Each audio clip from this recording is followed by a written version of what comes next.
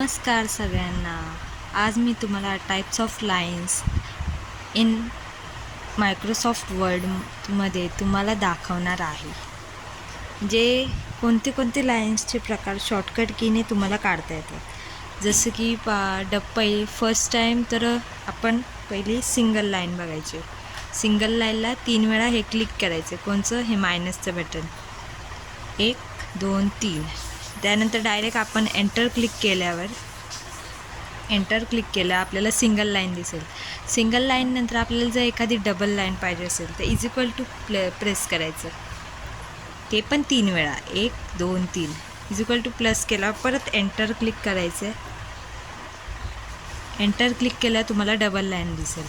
Double line नंतर तुम्हाला जर डॉटवाली लाईन पाहिजे असेल तर हे एक्स 3 वेळा क्लिक करायचं. 1 2 3.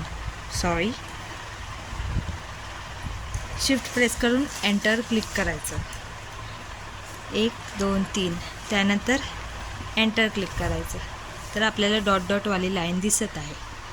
अशा प्रकारे वेगवेगळ्या प्रकारचे आपण लाईन्स काढू शकतो MS वर्डमध्ये. थँक्यू. आवडले असेल तर प्लीज सबस्क्राईब करा, चॅनलला लाईक करा, शेअर करा आणि कमेंट करा.